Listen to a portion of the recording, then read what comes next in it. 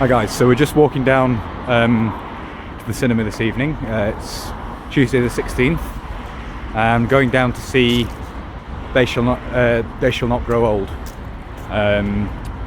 which is a Peter Jackson documentary film. Well, it's been produced by Peter Jackson. It's a documentary film using period footage from the First World War that's been restored and colorized very impressively, I have to say.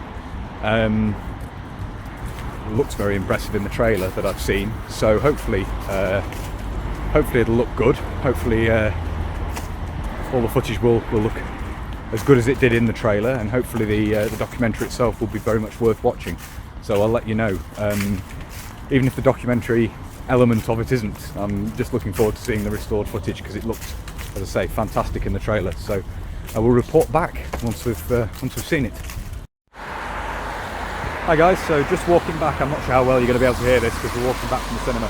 I just wanted to film this. You're not going to be able to see me very well, are you, as well, because it's now dark, getting to that time of year. But I wanted to record this straight away after seeing They Shall Not Grow Old. It was quite an experience. Those who've seen the trailers will have seen some of the footage that's been restored and colorized and sharpened, and some the trailer doesn't really show the extent of that, I have to say.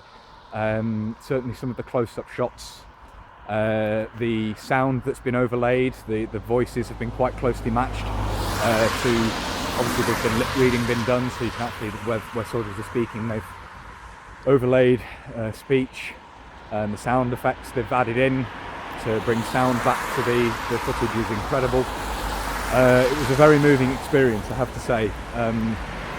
Overall, I would highly recommend. I mean, this was the premiere. I'm not sure it's being shown again in cinemas, but I imagine it will come out in some form of media, DVD or online or something. And I would very much recommend, if you're interested in Britain in the First World War, I would definitely recommend seeing it if you can. This is basically just going to be audio at this point because I know you can't see me very well. The whole thing was very well put together. Obviously a documentary of just that length, so didn't time it start to start, but roughly 2 hours, is not going to tell the whole story of the First World War in vivid detail. The primary source of information in it is individual soldiers' accounts, which have been recorded by the BBC, some of which, if you've watched the series The Great War, you'll be aware of already. Some of the accounts you'll hear were recorded and were used in that documentary series, so some of them are from that and recognisable from that, but others I haven't heard before. Again, some of the footage you'll have seen before, but now as say restored and so on, it looks so different, such a different impact.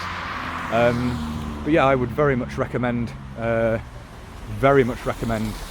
and seeing it, or you can't go and see it now, but I'd very much recommend, if you can get your hands on it, doing so.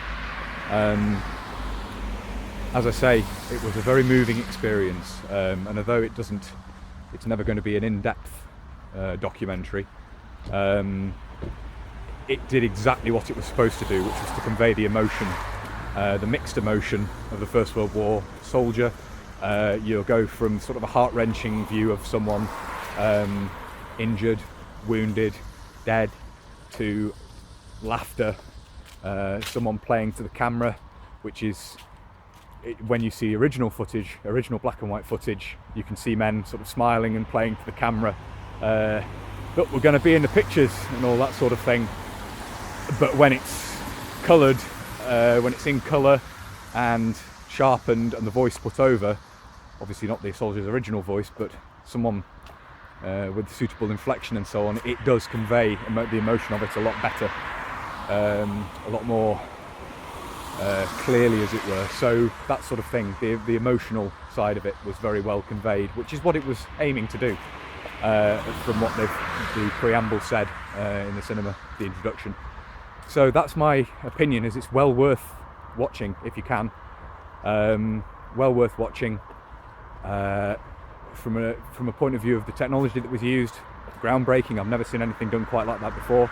So you had the First World War in colour documentary a few years ago, but this is a completely different level. The quality of the colorization and sharpening is absolutely excellent, and really, as I said, gives a very different feel to it. So can't recommend it highly enough from that point of view. Obviously it's not an in-depth documentary, but it does bring together a lot of first-hand material in terms of audio and visuals. So yeah, highly recommended.